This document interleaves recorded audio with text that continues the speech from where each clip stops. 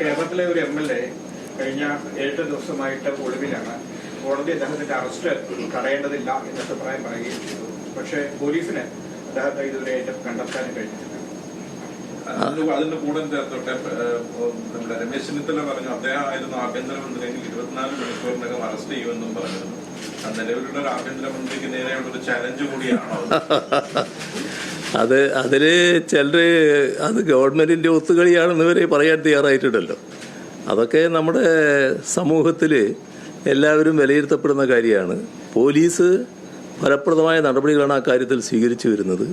പക്ഷേ പോലീസിൻ്റെ കണ്ണു വെട്ടിച്ച് ഈ പറയുന്ന പ്രതിക്ക് സംരക്ഷണം ഒരുക്കുന്നതിനുള്ള നടപടികളാണ് ചിലർ സ്വീകരിച്ചിട്ടുള്ളത്. അതിനകത്ത് പോയ സ്ഥലങ്ങളെ പറ്റിയൊക്കെ ഇപ്പോൾ ചില അഭ്യൂഹങ്ങൾ പരക്കുന്നുണ്ട്. അത് ബോധപൂർവം സംരക്ഷിക്കുന്നതിനുള്ള നടപടി എടുത്തു എന്നാണ് സംശയിക്കേണ്ടത്. അപ്പോൾ ഇനിയെങ്കിലും അത്തരം സംരക്ഷണങ്ങൾ ഒരുക്കാതിരിക്കുക. പോലീസ് ഫലപ്രദമായി തന്നെ പ്രവർത്തിച്ച് ആളെ കണ്ടെത്തുമെന്ന് തന്നെയാണ് പ്രതീക്ഷിക്കുന്നത്. അല്ലേ, പിടിയിലാവുമെന്ന് വെച്ചാൽ പിടിയിലാവേണ്ടതല്ലേ? പിടിയിലാവുന്നതിന് ആരും എതിരല്ലാരോ, അതിന് പോലീസ് ശ്രമിച്ചുകൊണ്ടിരിക്കുകയല്ലേ. ഈ ആരോപണം വന്ന ഉടൻ തന്നെ കോൺഗ്രസ് MLA പാർട്ടിയിൽ നിന്നും ആദ്യം സസ്പെൻഡ് ചെയ്തു, പിന്നീട് കഴിഞ്ഞ ദിവസം പുറത്താക്കിയിരിക്കും. അതോടൊപ്പം തന്നെ കോൺഗ്രസ് പറഞ്ഞ ഒരു പ്രധാനപ്പെട്ട ആരോപണം CPMന്റെ MLA അടക്കമുള്ള പ്രധാനപ്പെട്ട ആളുകൾക്കെതിരെ സമാനമായ ആക്ഷേപം ഉയർന്നിട്ട് CPMന്റെ ഭാഗത്തും അത്തരം ഒരു നടപടി ഉണ്ടായിട്ടില്ല. കോൺഗ്രസാണ് അതിലൊരു മാതൃകാപരമായ നിലപാട് എടുത്തത് എന്ന് അവർ ആവർത്തിച്ച് പറയുന്നുണ്ട്. ഈ തെരഞ്ഞെടുപ്പ് അടുത്ത ദിവസങ്ങളിലൊക്കെ വളരെ ഒരു പ്രധാനപ്പെട്ട രാഷ്ട്രീയ നിലപാട് ആയിട്ടത് മാറിയിട്ടുണ്ട്.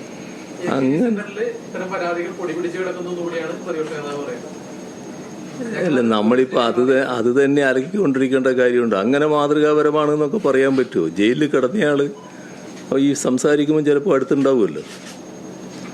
ഈ പറഞ്ഞയാൾ സംസാരിക്കുമ്പോൾ അന്നേരം അദ്ദേഹം ഉണ്ടോയെന്ന് എനിക്കറിയില്ല. പക്ഷേ ഇത്തരമൊരു കുറ്റത്തിൽ ജയിലിൽ കിടന്നയാൾ ഒപ്പം കഴിയുന്നില്ലേ? ഈ പറയുന്നയാളല്ല. അങ്ങനെ ആളുകളെ പുറത്താക്കിനോ? പുറത്താക്കപ്പെട്ടിനോ?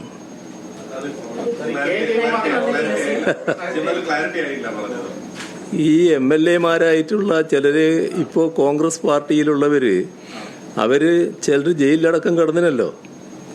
ആ ജയിലിൽ കിടന്നവരെ പാർട്ടിയിൽ നിന്ന് പുറത്താക്കിനോ അവര്?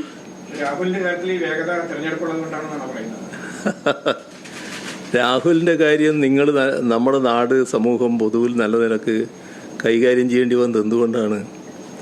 ഏതെല്ലാം രീതിയിലുള്ള വിവരങ്ങളാണ് പുറത്തു വന്നത്? എത്ര ബീഭത്സമായ കാര്യങ്ങളാണ്.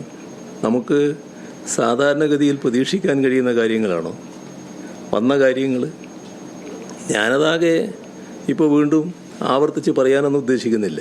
കാരണം നിങ്ങൾക്കെല്ലാവർക്കും അറിയാവുന്ന കാര്യമാണ്. മനുഷ്യ മനസാക്ഷിയുള്ള ആരെയും ഞെട്ടിപ്പിക്കുന്ന വൈകൃതങ്ങളല്ലേ ഉണ്ടായിട്ടുള്ളത്. അതൊരു കൃത്യമായ ഒരു ലൈംഗിക വൈകൃതക്കാരൻ്റെ നടപടികളല്ലേ ഉണ്ടായിരുന്നു. ഒരു പൊതുപ്രവർത്തകന് ചേർന്നതാണോ? പൊതുസമൂഹത്തിന് ചേർന്നതാണോ? അത്തരമൊരു പൊതുപ്രവർത്തകനെ സാധാരണഗതിയിൽ പൊതുപ്രവർത്തനത്തിൽ നിന്ന് ഇത്തരം ആരോപണങ്ങൾ വരുമ്പോൾ തന്നെ മാറ്റി നിർത്താനല്ലേ ശ്രമിക്കേണ്ടിയിരുന്നത്. ഇപ്പോൾ വന്നിടത്തോളം കാര്യങ്ങൾ വന്നാൽ ആദ്യം വന്ന വാർത്തകളെല്ലാവരും ഇത് നേരത്തെ തന്നെ ഇതുമായി ബന്ധപ്പെട്ട വിവരങ്ങൾ നേതൃത്വം അറിഞ്ഞിരുന്നു എന്നല്ലേ പറയുന്നത്.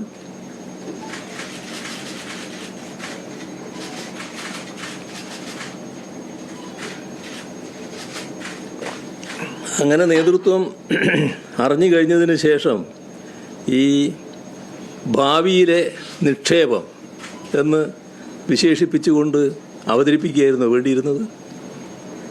അതൊക്കെ സ്വയമേവ പരിശോധിക്കേണ്ട കാര്യമല്ലേ? ബന്ധപ്പെട്ട നേതൃത്വങ്ങൾ പരിശോധിക്കേണ്ട കാര്യമല്ലേ? സാധാരണഗതിയിൽ ഏതെങ്കിലും ഒരു പാർട്ടിക്ക് അങ്ങനെ ചെയ്യാൻ സാധിക്കുമോ? എപ്പോഴും ഇത്തരം ആളുകളെ അകറ്റി നിർത്താനല്ലേ ഏത് പാർട്ടിയും ശ്രമിക്കേണ്ടത്.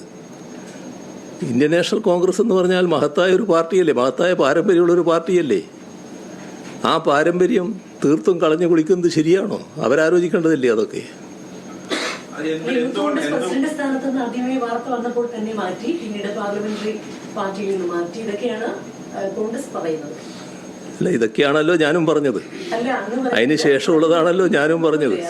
ഈ പരാതി പെൺകുട്ടികൾ പരാതി കൊടുക്കാൻ നേരത്തെ ഒരു വെട്ടുകളി കൂട്ടം നിരന്തരമായി ഇവർ ആക്രമിക്കുന്നുണ്ട്. പല സ്ത്രീകളെയും സൈബർ അറ്റാക്കിംഗ് നടത്തുന്നുണ്ട്. അതുകൊണ്ടാണ് പരാതിയായിട്ട് വരാത്തതെന്നാണ് ഇപ്പോൾ പറയുന്നത്. അപ്പൊ ഇത്തരക്കാർക്കെതിരെ ഒരു ശക്തമായ നടപടി ഉണ്ടാവും. നിങ്ങൾ കാണേണ്ടത് ഇപ്പോൾ ഏറ്റവും ഒടുവിൽ വന്ന പരാതിയിൽ പറയുന്ന കാര്യങ്ങൾ, പരാതി പരിശോധിച്ചാലേ അതിൻ്റെ വസ്തുതകൾ മനസ്സിലാക്കാൻ പറ്റൂ. പക്ഷേ അല്ല എന്നിപ്പോൾ ആർക്കും പറയാൻ പറ്റില്ലല്ലോ. കാരണം ഒരാൾ എത്തിച്ചു കൊടുക്കുകയാണെന്നാണല്ലോ. എന്താ അതിന് പറയുക സാധാരണ മലയാളത്തിൽ? ഞാനിപ്പോൾ പറയുന്നില്ല കേട്ടോ, നിങ്ങൾക്ക് എല്ലാവർക്കും അറിയാമല്ലോ. നിങ്ങളെല്ലാവരും നല്ല ശൈലിയിൽ എഴുതുന്നവരും പറയുന്നവരുമാണല്ലോ. അങ്ങനെ ഒരു അധപ്പതനം എങ്ങനെയാണ് ഒരു പാർട്ടിയിൽപ്പെട്ട ആളുകൾക്ക് സംഭവിക്കുന്നത്? അതാണോ സാധാരണ രാഷ്ട്രീയ പ്രവർത്തനം എന്ന് പറയുന്നത്? ആളെ ഇങ്ങനെ എത്തിച്ചു കൊടുക്കലാണോ രാഷ്ട്രീയ പ്രവർത്തനത്തിൻ്റെ ഭാഗമായിട്ട് ചെയ്യേണ്ടത്? ഒരാൾ ആഫീസും പൂട്ടി സ്ഥലം വിട്ടു എന്ന് പറഞ്ഞില്ലേ ഇതിൻ്റെ ഭാഗമായിട്ട്? അങ്ങനെയുള്ള കാര്യങ്ങളല്ലേ ഇവിടെ സംഭവിച്ചിട്ടുള്ളത്. പിന്നെ എന്തിനാണ് നിങ്ങൾ പറഞ്ഞ വെട്ടുകളികൾ രംഗത്ത് വരുന്നത്? ഇയാളെ തൊട്ട് ആരും പറയാൻ പാടില്ല. അങ്ങനെ പറയുമ്പോൾ, അങ്ങനെ പറയാൻ തയ്യാറായാൽ ആ പറയുന്നവർക്കെതിരെയുള്ള ഭയങ്കര അസഭ്യവർഷം, എന്തെല്ലാം ആക്ഷേപങ്ങൾ, ഏതെല്ലാം തരത്തിലുള്ള അവഹേളിക്കലുകൾ.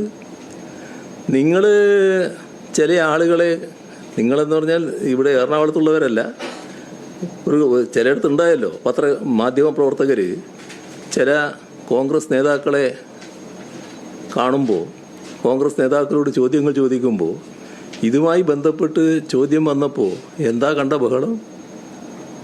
ഇതൊക്കെ സാധാരണ സംഭവിക്കുന്നൊരു കാര്യമാണോ? ഏതെങ്കിലും പാർട്ടിയിൽ സംഭവിക്കും ഇങ്ങനെ?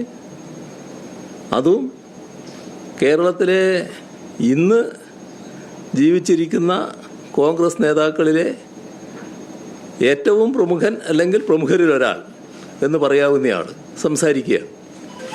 ആ സംസാരിക്കുമ്പോഴാണ് സ്വന്തം അനുയായികൾ തന്നെ വലിയ തോതിൽ ബഹളം വെക്കുന്നത്. എന്തുകൊണ്ട് ഇദ്ദേഹത്തെ പറ്റി ചോദ്യം വന്നുകൂടാ? നൽകുന്ന കൃത്യമായ സന്ദേശം എന്താണ്?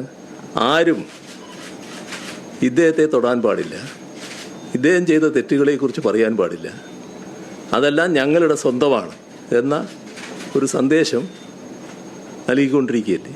ഇത്തരത്തിൽ ഒരു സംരക്ഷണ വലയം എന്തിനാണ് ഒരുക്കാൻ തയ്യാറായത്? അതും നമ്മൾ ആലോചിക്കേണ്ടതല്ലേ.